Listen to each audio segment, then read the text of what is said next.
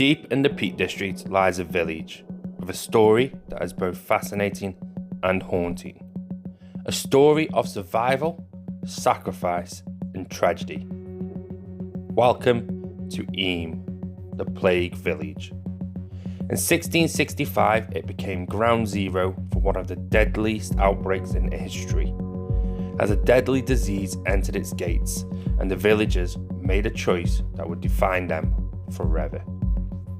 The terrifying spread of the bubonic plague had reached Eyam. The people chose to quarantine themselves, cutting off all contact with the outside world. But the price they paid was unimaginable. Join me as I explore this fascinating village, a village that chose to face death head-on and changed history forever. And it's here, just behind me, where our story starts. It's late 1665 and London is suffering from the plague. But a tailor named Alexander Adfield lived at that address and he ordered a box of fabrics from London. Now these fabrics came riddled with fleas. He had an employee named George Vickers who worked for him, and George was the first one in the village to contract the plague, and it quickly spread throughout his family.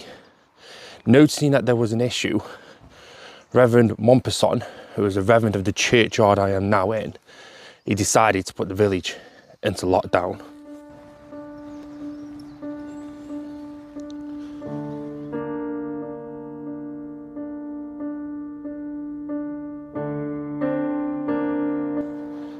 Knowing how diseases spread, Mompesson decided to put the village into a strict lockdown with certain rules in place. Nobody in, nobody out. You will collect items from the local villages through a spot called the boundary stone, and a big important one, you bury the dead at your own address.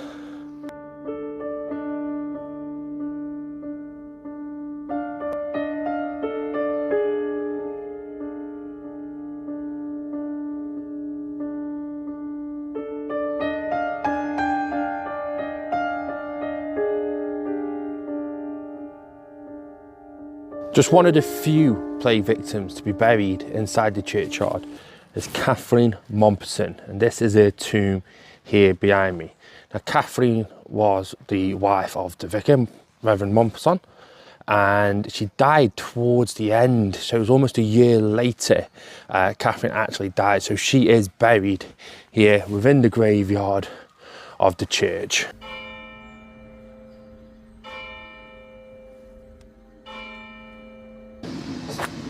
So this plot of land here was one of the old burial sites for this side of the village. They've removed all the tombstones, but there's a lot of them here, and a lot of them were just inscribed with an H, which they believe could be the Hadfield family. But this is an interesting spot. I'm actually on the way now to find another set of graves. So due to the restrictions in place by the Reverend Mompesson and the cold weather coming in, the plague actually slowly died down towards the winter of 1665. But the spring of 1666, the plague came back worse than it was before. And right now, we're on our way to the Riley graves. Now the Riley graves are called the Riley graves due to their location, not the family. So they're buried in Riley Fields, I think it's called. The actual family is the Hancock family, where 6 members, which is the whole entire family, all perished within a period of around 2 weeks, which is phenomenal really. Imagine being the last one and all your family have died in such a short period of time. And with the plague, it's not a sudden death, it's a long, it's drawn out, and you can see this happening to your loved ones. I can't imagine what that must have been like.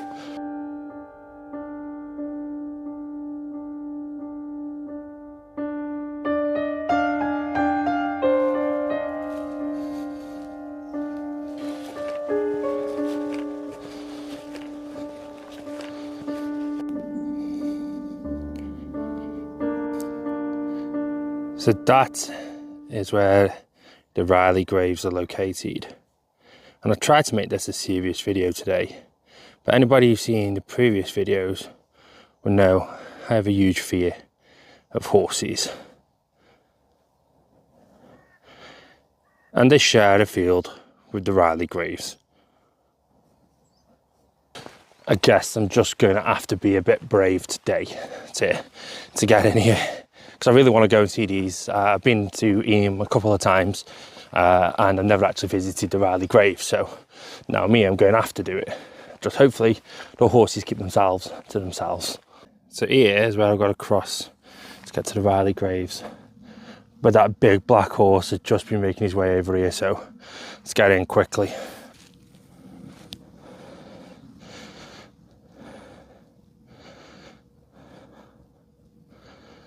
Okay, let's go inside. Let's be respectful to the Hancock family. So it looks like there's actually 7 burials here. Wow, imagine that, the entire family, and you're just watching them go one by one.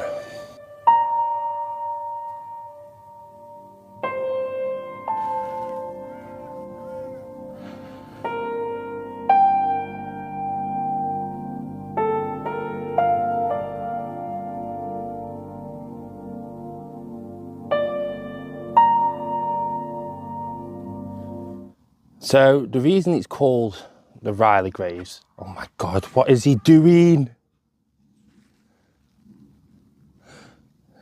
Just gonna head over this way. The reason it's called the Riley graves is this is the Riley fields, and the Hancock family used to have a house on these fields. So the deaths happened within a matter of 2 weeks, with the first 2 dying on the 3rd of August 1666, and then the final death taking place on the 17th of August 1666. So I don't know who the youngest member of the family was, and I don't think I want to know that information because it would be pretty harsh. So imagine being the senior, and I think it was the senior who lasted the longest, watching your family die around you, and there's nothing you can do about it. And within a matter of 2 weeks, you're all gone. It's really hard to take. Our next location is just over there, moors, where we're going to find the boundary stone. So we're going to head over there now. I've just got this horse watching me, waiting for me, and I really don't like it. So our horse has got bored. He's wandered back over to his mates. So, with that in mind, I'm going to get out of here before he comes back. Whilst making my way to the boundary stone, which I'll tell you a little bit more about that as we get closer, the one thing I did want to tell you about this place, which is fascinating, amazing, and something you really should consider doing in the future, is their bonfire nights. Now, up until recently, there was a lot of belief that it was rats which spread the plague, which is understandable. The fleas lived on the rats lived in the homes, and that's how the plague spread. But actually, the plague was spread human to human through clothing. And obviously, the way it got into Eyam itself was through a box of fabric sent from London. However, the village still has this bonfire tradition, and we've done it once, and it was fantastic. The kids at the local village school build a giant wicker rat. And I mean, this thing is huge. That's going on the back of a trailer. And then it starts in the village square, where you all gather, and you buy some torches and whatnot, and you basically, in procession, follow this rat up through the village with chants to burn the rat, burn the rat. Burn the rat! Burn the rat! Burn the rat! And it gets carried through, and it's placed on the bonfire, where they then light the bonfire and light this giant wicker rat. And you're all there with your torches, chanting burn the rat. It's fantastic. It's such a great experience. Obviously, by the time you're watching this video, it's going to be a bit too late, because today is bonfire night, is when I'm filming this, and the event is on Saturday, so the chance of this video being edited and out before Saturday are very slim.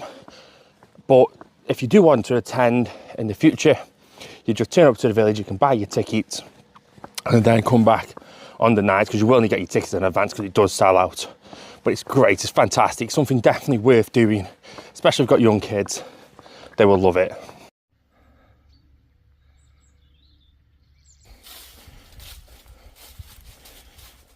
So Reverend Montpesson knew the importance of keeping Eyam away from other villages. The plague was quite contained in London at this time. There was a few other places, a few little pockets outside of London which had caught the plague, but within this area, Eyam was the only place suffering, and suffering bad at the time. But Montpesson knew how bad it could be if this was to pass on to local towns and villages such as Stony Middleton, Badslow, Bakewell, Buxton, and as far as even Manchester, which is obviously the big cities nearby. So he come up with a plan, and the plan was to create a boundary around, which was a significant kind of distance for obvious reasons. And on this boundary, there was a stone. Now inside the stone, there'd been some holes drilled down, and these holes then would be filled with vinegar, because there was a big belief that vinegar offered as a very good kind of antibacterial, and it would kill any of the germs which had been transferred. So the villagers would collect their coins, they would bring them down here, and they would be put into these little drilled holes full of vinegar. Villagers at the nearby Stony Middleton would then come along, and they would then leave their supplies, and that is how kind of the village survived with supplies from elsewhere and was still able to trade. Now without that, God knows what would have happened, because obviously there's only so far a village can go to sustain itself. It still needs supplies from elsewhere. We all experienced the lockdowns of 2020 and 2021. And imagine doing that and you didn't have Deliveroo, or you didn't have Uber Eats or Just Eat, and you couldn't get any food delivered. Now, put on a grander scale, and that's exactly what was happening here. So they came up with a kind of a 1600s version of click and collect. And I don't know if you can see it, but just here on top of this hill, there is our boundary stone. And it's good just to take a moment. So I'm just now walking across, which is a lovely little bit of field. I've got sheep either side of me. I can see up top there, I can actually see the Riley graves. He's not going to pick it up on camera, but I can see them from just up there. And you know, you can forget what happened here, but ultimately you have to remember, a couple of centuries ago, people walking across this field, potentially not knowing if they've got the plague or not. Some of them would have known if they're coming this way, they might have had the plague, not knowing the risks, or even worse, knowing the risks. It's actually quite important just to think about that and these moments. But we're nearly there now.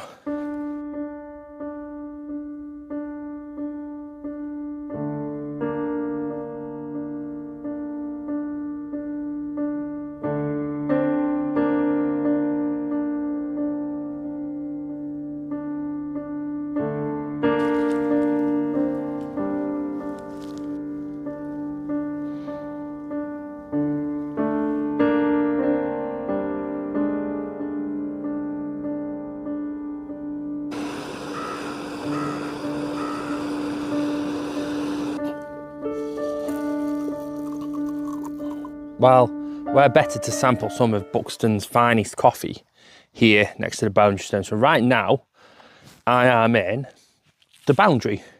I am in the boundary of Eyam, and I could wander around this area with the plague and not really pass it on to anybody else who isn't already going to get, you know, it by being in the village. But this side, I am now outside the boundary. And this is where I am now at risk of infecting Stony Middleton and Bakewell and all the other villages and towns around. But this spot isn't just interesting for that. There's a little information board here, and I have just been reading that, and it's probably got one of the saddest tales of what happened during the time of the plague year. So the story goes that there was a couple of lovers, Emmett Seidel and Roland Tor. Now Emmett She was a young girl in her early 20s, living a life in Eyam, and she was madly in love with Roland, who was from the nearby village of Stony Middleton. But obviously, with the boundary being in place and the plague within the village, they could no longer meet. They had to stop. Except they didn't stop. They would meet in secret. They would meet with a distance. Remember when we did our social distancing? They would meet at a distance, and they would continue their love over the next few months. However, in April of 1666, Roland went to the meeting point, and Emmet never appeared. He continued and continued to visit, and she never reappeared. On the day the village of Eyam was back open and visitors could go back, Roland was one of the first people to enter the village. When he got there, he was met with the devastating news that Emmet had actually died in the April. Another really interesting story from this location is there's just a cliffside just over here, and a young lady named Anna Badley was jilted by her lover, and so upset by it, she decided that she was going to end it all, and she jumped from the cliff. However, her petticoat kind of acted like a parachute, and she slowly fell before being caught up in some trees. She did die a few years later, and she did die single, so it didn't come running back. It's worth noting that 260 of the local residents actually died in the plague. That is about a third of the population. There's quite a lot of them which actually had this gene, or this chromosome, which made them naturally immune to the plague, and they still have descendants living in the village now. But almost a third of the population of the village died because of the plague within a year, which is quite a short period of time of such a huge amount of death. But without this stone here and the steps taken by Reverend Mompesson, it's amazing to think how many people could have died and how many lives were actually saved in the local towns and villages around the Peak District. And that's it. That is the boundary stone. It looks like an insignificant piece of rock, but actually it's got such a story to tell within this local area. It's quite fascinating. Now, if you have enjoyed this video and you do want to watch a little bit more about the bonfire, then I will try and put an end card here. If not, there will be a link in the description because it is on the other channel I used to have. But if you want to watch something which is very similar to this in terms of the location, and then you want to check out this video here where I go to the waterfall Swallow, which is a secret waterfall which is just outside the village of Eyam.